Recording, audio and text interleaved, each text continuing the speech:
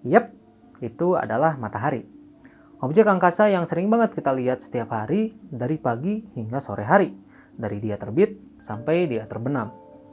Matahari berada sangat jauh dari keberadaan kita sekarang di bumi. Jarak rata-ratanya itu mencapai 149 juta kilometer. Walaupun dengan jarak yang sangat jauh itu, kita masih bisa lihat matahari di sini. Kenapa? Ya, karena ukuran matahari sangat besar. Diameternya mencapai 109 kali diameter bumi. Masanya mencapai 330.000 kali lebih besar daripada bumi. Tapi kalian pernah berpikir nggak sih, gimana kalau misalnya matahari ini berbeda? Misalnya, gimana kalau misalnya dia punya ukuran yang lebih besar atau lebih kecil dari ukuran dia yang sekarang? Kira-kira bisa nggak ya kayak gitu?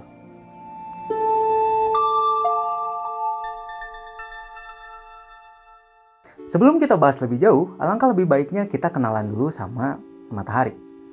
Matahari itu merupakan salah satu bintang, dan dia adalah bintang terdekat dari bumi kita.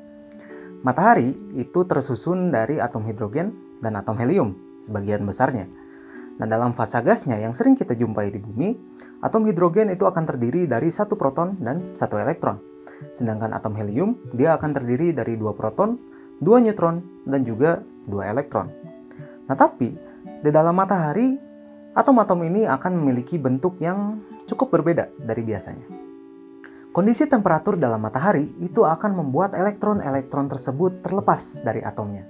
Dan peristiwa ini disebut sebagai peristiwa ionisasi. Nah, atom-atom yang terionisasi itu berada dalam fase zat yang disebut sebagai plasma. Nah, terus pertanyaannya adalah, dari mana sumber temperatur atau sumber panas yang dihasilkan di matahari? Sumber energi yang dihasilkan matahari itu berasal dari reaksi fusi yang terjadi pada atom-atom hidrogen di inti matahari. Nah, reaksi fusi itu sendiri sederhananya merupakan penggabungan antara dua atom menjadi satu atom yang lebih berat, dan dia menghasilkan sejumlah energi yang cukup besar. Nah, reaksi fusi inilah yang bertanggung jawab bagi matahari untuk dapat menghasilkan energi, panas, dan temperatur dalam jangka waktu yang panjang. Nah, energi yang dihasilkan dalam matahari ini akan menghasilkan tekanan ke arah luar dari bagian dalam matahari. Kalau diibaratkan seperti balon, energi ini mirip dengan kandungan udara yang ada pada balon tersebut, yang menekan bagian dalam balon ke arah luar. Nah, selain itu, matahari juga akan mengalami tekanan ke bagian dalam akibat adanya gaya gravitasi dari massa matahari itu sendiri. Kalau diibaratkan sama balon tadi, mungkin gaya gravitasi ini mirip dengan tekanan atmosfer yang menekan bagian luar balon ke arah dalam. Untuk mempertahankan keberadaannya, matahari harus memperoleh suatu kondisi di mana tekanan ke arah luarnya itu harus sama dengan tekanan ke arah dalamnya. Dan keadaan ini disebut sebagai kesetimbangan hidrostatis atau hidrostatic equilibrium. Kalau misalnya salah satu tekanannya lebih besar, maka matahari itu akan cenderung untuk berubah ukuran. Kalau tekanan ke dalamnya lebih besar, maka matahari akan mengecil. Kalau tekanan keluarnya lebih besar, maka matahari akan membesar. Tidak hanya kesetimbangan hidrostatis, matahari juga harus mengalami kesetimbangan antara energi yang dihasilkan dengan energi yang dilepaskan. Energi yang dihasilin di inti matahari itu akan menempuh perjalanannya hingga permukaan matahari. Dan dari permukaan matahari ini, energi tersebut akhirnya dapat terlepas dari matahari dalam bentuk lubang elektromagnetik.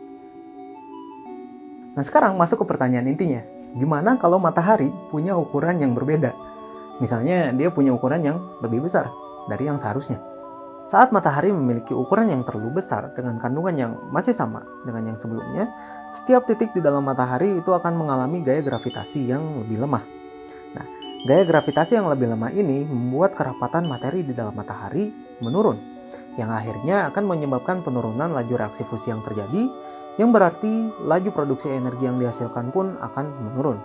Nah, selain itu, dengan ukuran yang lebih besar, matahari pun akan memiliki luas permukaan yang lebih besar pula, yang akan lebih mengefektifkan matahari untuk meradiasikan atau melepaskan energinya keluar. Dari kondisi tersebut, matahari akan mengalami ketidaksetimbangan antara energi yang dihasilkan dengan energi yang dilepaskan, di mana energi yang dilepaskan ini akan jauh lebih besar daripada energi yang dihasilkan. Nah, dari situ, energi di dalam matahari ini akan semakin menurun, yang akhirnya menyebabkan pelemahan pada tekanan ke arah luar matahari. Nah, dengan begitu matahari akan menyusut hingga akhirnya dia akan kembali mengalami kesetimbangan. Nah, berarti kalau ukurannya terlalu kecil, gimana jadinya? Singkatnya, matahari akan mengalami ketidaksetimbangan juga, namun dengan keadaan yang berkebalikan. Dengan ukuran yang lebih kecil, gravitasi di setiap titiknya akan semakin kuat, yang menyebabkan kenaikan kerapatan dan akhirnya mempercepat laju reaksi fusi. Nah, energi yang dihasilkan akan lebih banyak, sedangkan energi yang dikeluarkan akan lebih sedikit karena luas permukaan yang lebih kecil. Dan dengan begitu, energi di dalam matahari akan bertambah sehingga membuat tekanan ke arah luarnya semakin besar dan akhirnya matahari akan mengembang hingga mengalami kesetimbangan. Nah, dari penjelasan tadi, kita dapat simpulkan bahwa matahari itu nggak bisa memiliki ukuran yang terlalu besar ataupun terlalu kecil dengan kandungan yang masih sama. Matahari dan bintang-bintang lainnya juga itu harus mematuhi konsep kesetimbangan ini untuk dapat mempertahankan keberadaannya. Dan sebenarnya nggak cuma bintang-bintang di alam semesta doang yang harus mematuhi konsep kesetimbangan, setiap hal di alam semesta juga harus mematuhi konsep kesetimbangan untuk dapat bertahan.